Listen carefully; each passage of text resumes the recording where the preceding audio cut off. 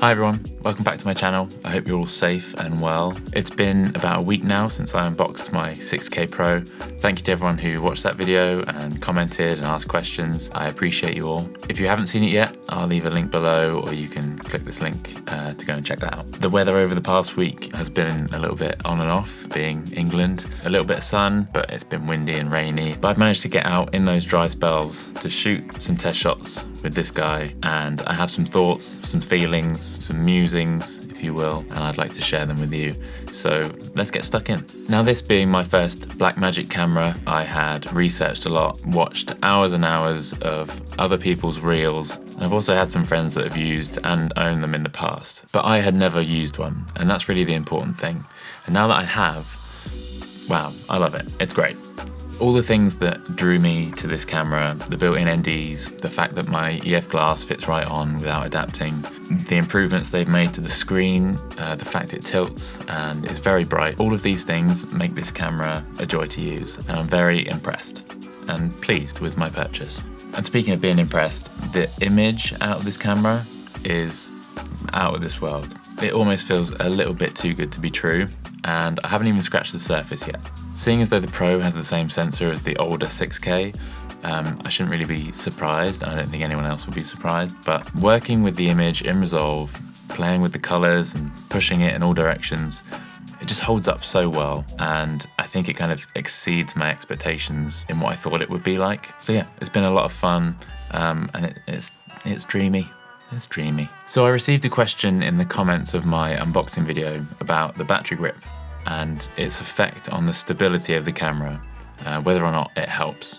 So I shot this short sequence at a local landmark near me, the derelict but beautiful Corfe Castle, and I used a few different lenses. Canon's 70-200, the 85 and 14mm.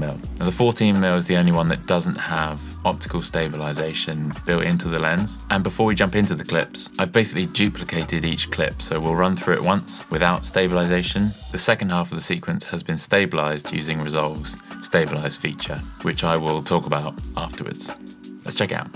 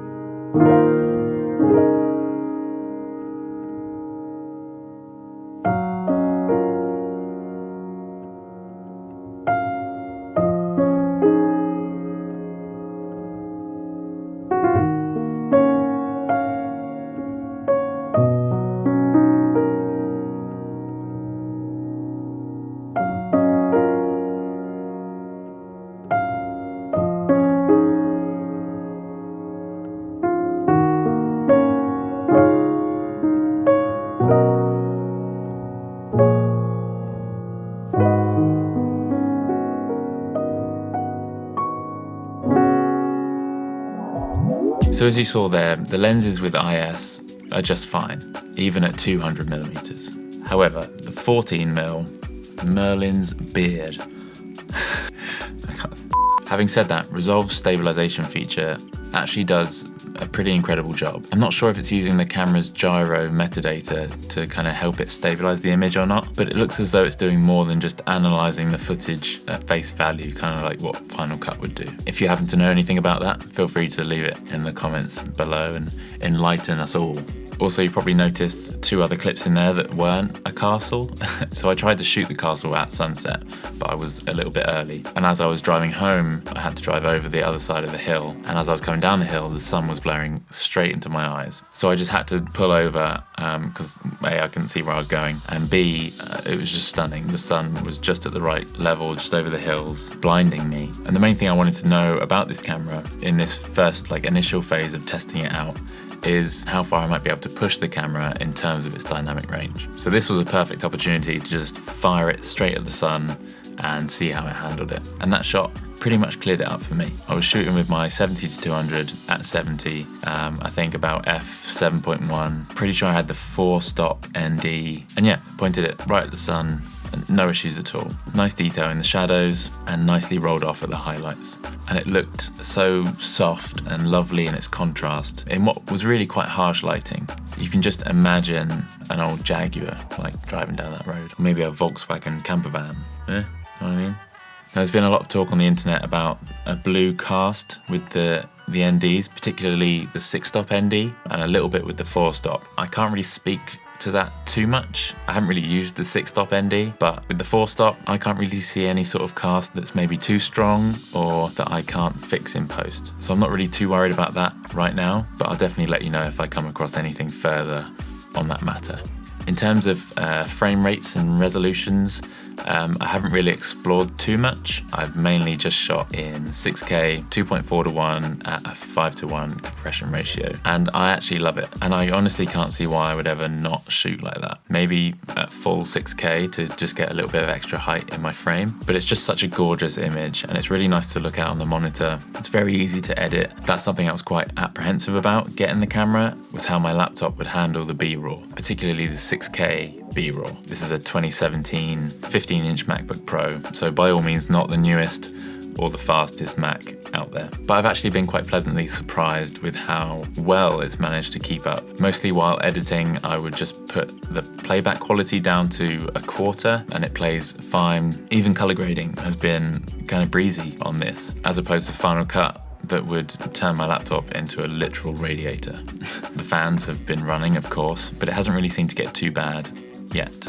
So that's good, I'm really happy with that. So probably the biggest drawback to shooting in 6K, particularly 6K B-RAW, is file sizes. Most of the clips I've shot so far have been sub 10 seconds, and at 24p, they're still around 1 GB for a 10-second file. I'm still yet to shoot at a higher compression ratio, so 8:1 or 12:1, to see how that compares to the 5:1 that I'm semi-used to now. But I've been shooting onto this, a Samsung T5 SSD, and I also got this from Tilta, which is specifically made for the T5 to hold it, but it makes a horrible noise. Ugh. Metal on metal. And I've been mounting it to the camera with this small rig ball head. So basically, when you screw this in, it tightens it up. So that's locked in there now. And then you just screw it to the camera, and then you can adjust kind of where it sits. So that's how I've been shooting. You would just get the USB cable and have it like that. And this is fine for the time being. I will definitely be getting a cage when one is out. No one's making a cage at the moment. And I think I would probably use a cage without the battery grip, have a different way of powering the camera, maybe a little V-mount, maybe an NPF 970 behind the camera, which would counteract the weight of the lens, rather than having the camera so tall, have it more short and long. I think that would be a better way to use it, with maybe some sort of side handle. I think that will probably get you less shaky shots, like some of the ones you've seen. So yeah, I just think that would be a nicer way to use the camera, but this has been fine so far. The battery grip felt huge when I first put it on the camera, and let's be honest, it kind of is, but I soon got used to it, and I actually kind of like it. In terms of power, I can't really speak to, the battery life, how long it lasts, because I've been kind of sporadic in my shooting so far. I will say though that the individual battery readouts you get on the screen, displaying each of the battery's remaining voltage, is a nice touch. I will say though, the numbers on the screen, 1, 2 and 3, don't equate to the numbers in the slots on the grip. These are numbered 1 and 2, but on the camera they're 2 and 3, so that can be kind of confusing, something to remember. Also, this little lever here that releases the batteries, it just feels a little bit flimsy, so you might want to treat that with a little bit of kindness. So Blackmagic have their own NPF 570 battery, but they are super sold out right now. You can't get them anywhere. So I ended up buying 2 of these. They're made by DSTE, and these are slightly lower in capacity. They're 2,900 milliamp hours as opposed to the 3,500 of the Blackmagic. They're also about half the price for 2, so 1/4 of the price overall when compared to the Blackmagic. So for the price, I really can't complain. They've been fine so far, and like I said earlier on, I'll probably end up getting a V-mount system or some kind of larger battery, but for now, these have been great, and they're a great solution for, a quick run and gun. Anyway, I've been talking a lot. You probably just want to see some gosh darn footage. So this is the first trip out with the 6K. I took it down to Lulworth Cove, a beautiful spot a couple of miles from here. Of course, again, it was sunset, and there were a couple little fishing boats in the cove catching the sunlight. Real nice. Have a look.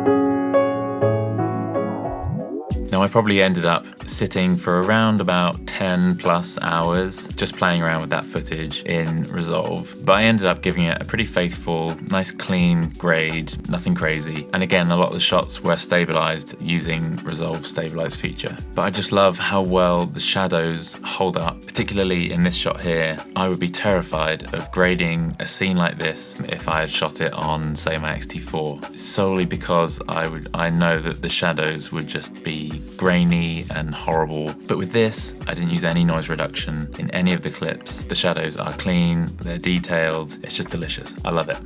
So there you are, kind of tame, but just some pretty shots of a pretty place. But the main thing, this being a new system for me, is just building confidence in it and knowing how it behaves in certain situations. Well, that's it for this video. I hope you enjoyed some of my initial thoughts on my first week of owning the 6K Pro. I'll definitely be posting more updates in the future on how I'm getting on with it. But if you have any specific questions, feel free to leave them in a comment below or message me on Instagram. I'll link to that and anything else I've talked about today in the description. Until next time though, take care, stay safe, and be a good human. Bye.